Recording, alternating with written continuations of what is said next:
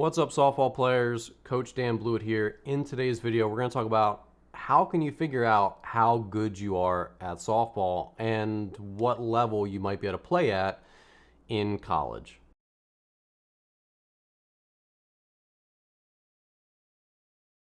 So if you're new to my channel, I'm Coach Dan Blewett. This is my Snap softball channel here. Be sure to subscribe, hit the notification bell so you're alerted every time I put out a new video, and also check out the links in the description below for my online throwing courses, my mental course, my free 2-week trial of my strength training program, arm care program, and my email list. There's tons of stuff free and paid to help you get better at softball. So in today's video, I'm going to help you figure out how good you are, because this is important. I get a lot of questions where parents say, hey, can my daughter play D1? Can she play D2? Is she is softball in her future? I think I've gotten like 3 comments on YouTube recently with players saying, hey, should I continue to pursue softball? This is how good I am. Like, I haven't been playing. I took some time off. It's a really common question. It's tough to figure out how good you are. So number one, look at your playing time. So if you took some time off, this isn't going to be a factor for you. But if you've been consistently playing, which most of you have, look hard at your playing time and be honest with yourself. Guess what? Unfortunately, D1 softball players, they don't really sit the bench in travel baseball or travel softball. They don't really sit the bench in high school varsity softball. They just don't. D1 softball players are typically, by far, one of the best players in their county. They're going to be usually by far and away the best player on a given team, and they're going to dominate the area. That's typically when you see a player that just absolutely dominates high school softball, that's the caliber of player that's going to go play in college. And there are no D1 players that don't dominate high school softball. So look real hard at your playing time. If you're a second string second baseman, you're probably not going to be a high college recruit. I'm not going to say you can't play college softball, but you need to take a pretty good look at what you've been doing, where you can work harder, where you can improve. And the first place to look is your playing time. The second one, find someone to take an objective view and sort of audit you and give you a scouting report. So I did this for so many kids in my academy. I am a person, and if you've watched more of my YouTube videos, you probably figured this out. I'm pretty honest, and I don't BS people. And I do this because I care about them. I do this because I know what it takes to be a great baseball player, a great softball player, a great athlete. I've played a long time, and it's a hard game. So when people lie to you and they say, oh yeah, you can do this, or no, you don't need to worry about that, you're really good, like you've got everything figured out, they're hurting your development. Sometimes players need to say, look, this is the one path you're gonna go. You're gonna be a junior college player at best, or you can really start to work a lot harder because you're kind of lazy, and maybe you could play some D3, D2, D1 softball. I've had those conversations with kids. They're not always easy, and sometimes kids feel like, maybe this isn't for me because I don't want to work harder. Or, yeah, he's right. I haven't been putting enough time in, and there's 2 paths. There's a fork in my road here, and I want to take the higher one.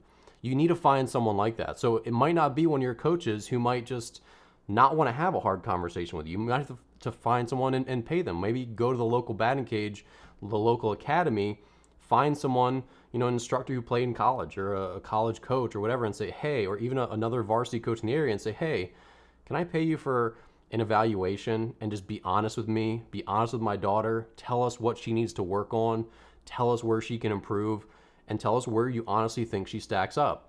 Now, again, this can be a hard conversation, and if you're the person giving the evaluation, you have to really read the kid to not just crush their dreams.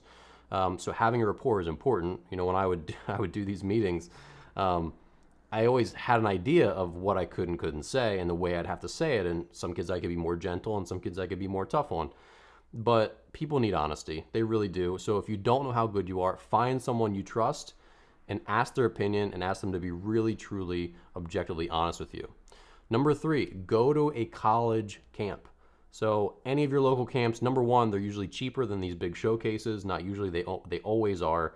They're probably like $75 to $125 typically if you go to University of Maryland, University of Illinois, Tulane, University of Louisiana, any of them, right? They all have their own school-branded camps.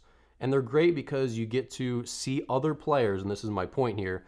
When you go to University of Tampa's softball camp. You're going to see a lot of other players who are interested in playing college softball show up there because they're doing the same thing you are.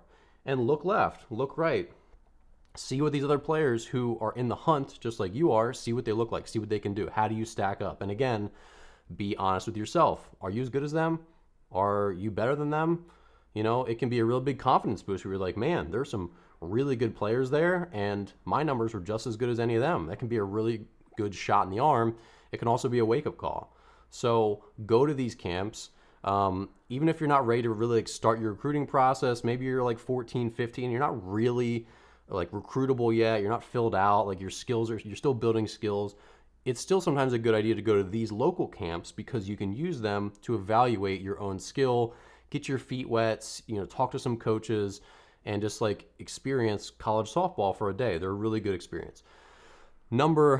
Whatever number I'm at now, when you go to these camps, also see if you can get an evaluation from a coach. A lot of times they offer this, sometimes they don't.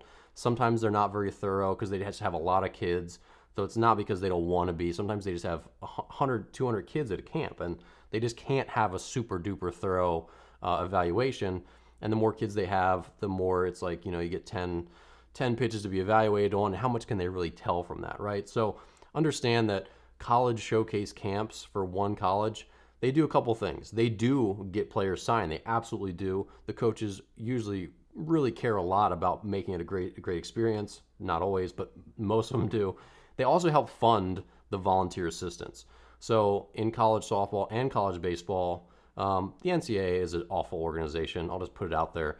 And they don't want to have a paid third assistant in softball or baseball. And it's really hard. So these volunteers, they use camp money to get by. It's essentially their salary. So that's sort of the long and the short of the whole university softball camp process. Those are the reasons that they have them. And obviously it is typically a really good experience and really worthwhile. But if you really want a deep evaluation, sometimes they'll do it, sometimes they won't. It just depends. But if you can get your hands on one, it's another good chance to say, okay, here's some evaluation, here's some feedback. I'm going to take with that and run with it.